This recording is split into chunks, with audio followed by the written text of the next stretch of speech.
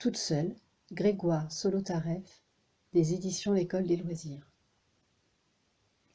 Il était une fois une petite fille lapin qui avait un frère, une mère et un père. Elle s'appelait Fleur. Elle trouvait que c'était plutôt un nom de chat, mais elle aimait quand même bien son nom. Un jour, alors qu'elle cueillait des fleurs dans un champ, le ciel devint noir, menaçant. Elle se dit: « Je suis toute seule, personne n'est là, avec moi, pour me rassurer et me protéger quand je suis en danger. La vie est vraiment effrayante. » Elle rentra chez elle en courant. Une fois à la maison, elle se dit: « Pourtant j'ai une maman, un frère, un papa, quelques amis aussi. Je ne suis pas vraiment seule. Demandons-leur s'ils ont l'impression d'être seuls, eux, dans la vie. » « Seul ?» s'exclama le papa. « J'aimerais bien être un peu plus seul quand je travaille, et ne pas entendre tout le bruit que vous faites, ton frère et toi. » Non, on n'est jamais tout à fait seul, à mon avis. Jamais assez. Seul? Non, je ne crois pas, dit la maman. Une maman n'est jamais tout à fait seule, tu sais. Elle a ses enfants. Seul?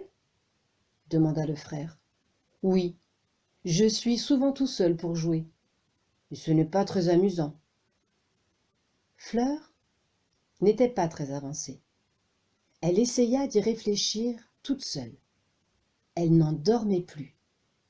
Je ne sais pas, se disait-elle. Je ne sais vraiment pas. Chaque matin, en prenant son petit déjeuner, elle regardait sa forêt par la fenêtre. Elle ne voyait que les premiers arbres, penchés au-dessus de la barrière de bois. Mais elle savait que c'était une forêt immense. Elle pensa que si elle traversait la forêt, elle aurait la réponse. Elle saurait si on est seul ou pas. Elle se dit: « J'ai 7 ans, c'est le moment d'y aller. » Elle s'habilla chaudement, fit un baiser à ses parents qui dormaient encore, écrivit une lettre pour son frère et s'en alla.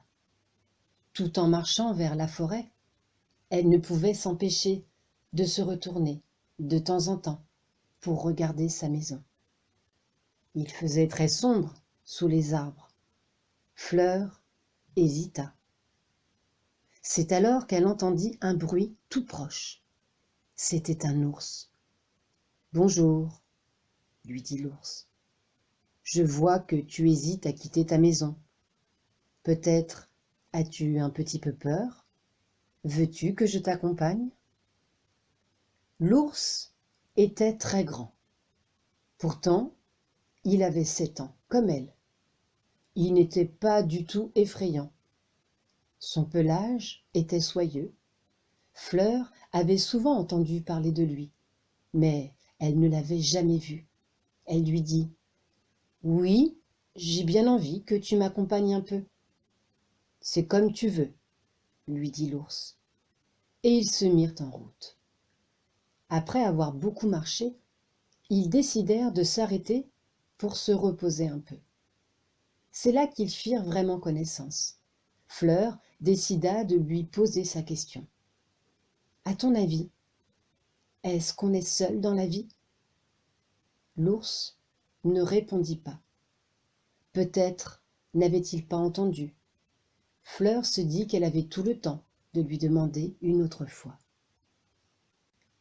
À chaque fois qu'il croisait quelqu'un, Fleur lui posait sa question. « Bonjour, à votre avis, est-ce qu'on est seul dans la vie ?» « Bien sûr que oui, » répondit le vieux sanglier, « mais on m'appelle aussi le solitaire. Alors tu sais, moi... » Au bas d'une colline, ils rencontrèrent un renard.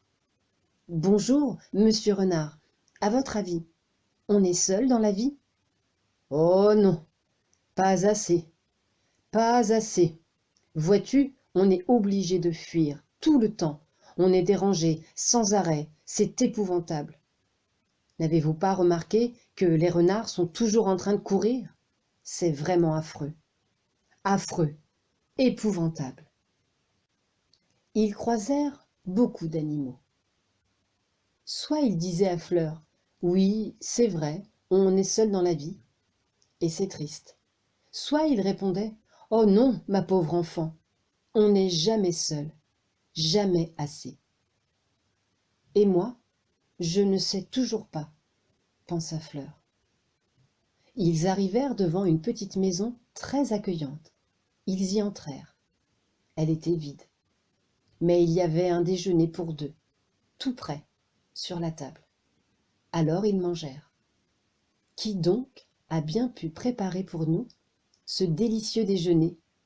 Demanda l'ours, d'un air un peu taquin. Il y a des maisons comme ça où l'on trouve toujours à manger lorsque l'on a faim. C'est tout, répondit Fleur en souriant. Elle était sûre que cette maison était celle de l'ours et que c'était lui qui avait préparé ce déjeuner. Je dois repartir. Tu m'accompagnes toujours? C'est comme tu veux, dit l'ours. Derrière la maison, il y avait une sorte de décharge où étaient entassées de vieilles choses abîmées, cassées et très sales. Fleur reconnut un jouet qu'elle avait jeté il y a longtemps. C'était une vieille poupée lapin, toute déchirée. Il lui manquait un œil. Qu'est-ce qu'elle fait là? Quelqu'un a dû la ramasser et puis la jeter. De toute façon, je la laisse. Ça ne m'intéresse pas, les vieux jouets. Ce que je veux, c'est traverser cette forêt. Un point, c'est tout. Mais, après avoir fait quelques pas, elle changea d'avis et revint chercher sa poupée. Elle décida de la réparer, car elle lui rappelait de bons souvenirs. Lorsqu'ils s'arrêtaient, de temps en temps, dans une clairière, on entendait leur bavardage et leur rire résonner dans toute la forêt. Ils se baignèrent dans un torrent. De nombreux nuages eurent le temps de passer dans le ciel bleu, au-dessus d'eux. À la fin de l'après-midi, ils se remirent en route. La nuit était presque tombée lorsqu'ils aperçurent une maison sombre et abandonnée, un peu en ruine. Fleur voulut la visiter, mais l'ours lui dit: « N'y va pas, il n'y a rien à voir là-dedans. En tout cas, moi, je n'y vais pas. » Fleur entra toute seule dans la maison. Là, tout à coup, un coup de vent fit claquer les portes et les volets, et Fleur se retrouva dans le noir. Elle eut très peur. Peu à peu, ses yeux s'habituèrent à l'obscurité. Une faible lueur venait du dehors. La maison semblait vide, mais Fleur entendit une voix. Elle crut sentir qu'on la frôlait. « Au secours !» cria-t-elle. Brusquement, une fenêtre s'ouvrit et l'ours tendit une patte que Fleur saisit aussitôt. « Maman !» s'écria-t-elle. Ouf, elle était dehors. « Je crois qu'il est temps de rentrer maintenant, » dit-elle, toujours perchée dans les bras de l'ours. Ils se remirent en marche. Bientôt, ils s'aperçurent qu'ils étaient arrivés au bout de la forêt.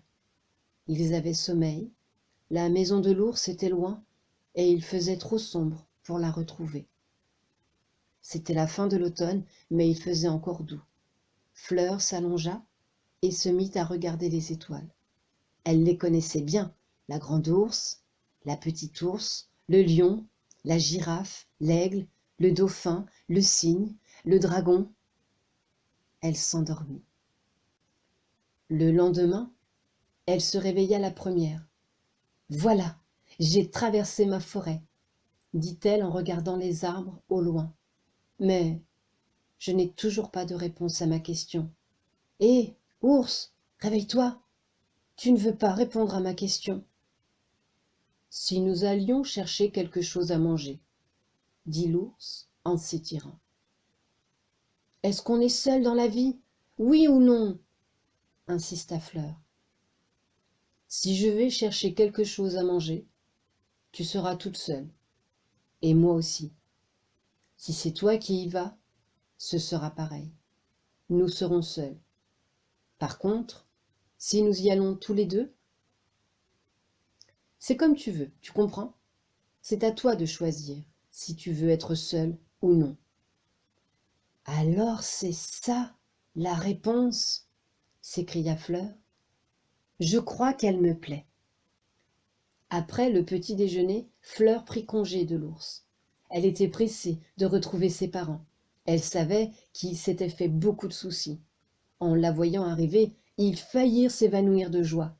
Et puis, quelque temps plus tard, elle repartit. Elle alla voir son ami l'ours. Elle alla aussi rendre visite à d'autres amis. Et puis elle revint.